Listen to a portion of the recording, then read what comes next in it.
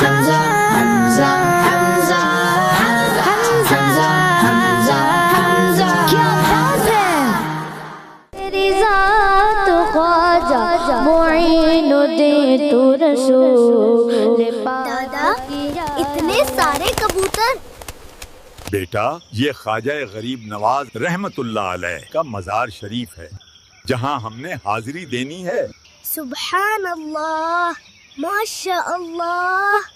حمزہ بیٹا، یہ مزار جس ہستی کا ہے ان کا نام حسن جبکہ معین الدین اور خواجہ غریب نواز کے لقب سے مشہور ہیں۔ آپ رحمت اللہ علیہ حافظ اور عالم بھی تھے۔ آپ رحمت اللہ علیہ نے 15 سال کی عمر میں علم دین سیکھنے کے لیے کئی ممالک کا سفر کیا۔ یہ بہت بڑے اللہ کے ولی ہیں۔ ان کی زندگی کا کوئی واقعہ تو سنائیں۔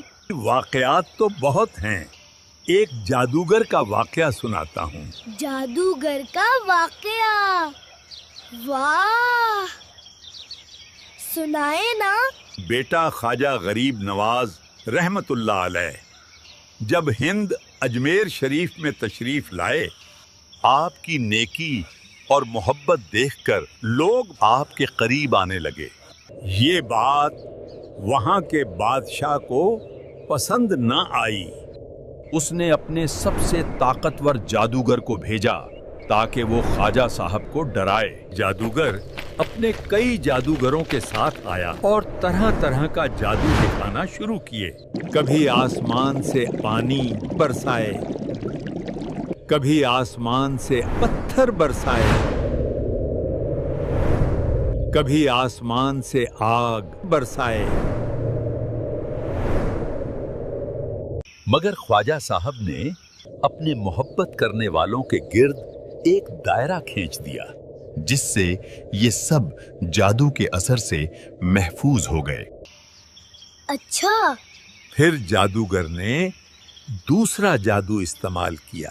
دوسرا جادو وہ کیا؟ جادوگر نے اپنے جادو سے ہزاروں سانپ بلائے جس سے لوگ گھبرا گئے اب کیا ہوگا۔ مگر جیسے ہی سانپ اس دائرے کے پاس پہنچتے فوراً مر جاتے۔ جادوگر جتنا جادو کرتا سب ناکام ہو جاتا۔ آخر میں جادوگر غصے میں آ گیا اور اب اس نے سب سے بڑا جادو کیا۔ سب سے بڑا جادو وہ کیا تھا؟ جادوگر ہوا میں اڑنے لگا اور بہت بلندی تک چلا گیا۔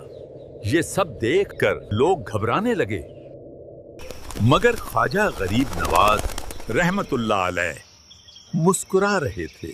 آپ رحمت اللہ علیہ نے چپل کو اشارہ کیا، چپل اڑ کر جادوگر کے سر پر پڑنے لگیں۔ جیسے جیسے چپل پڑتی وہ اسی رفتار سے نیچے آتا رہا۔ آخر کار وہ تھک ہار کر اللہ کے اس ولی کے قدموں میں گر پڑا اور سچے دل سے توبہ کر کے مسلمان ہو گیا۔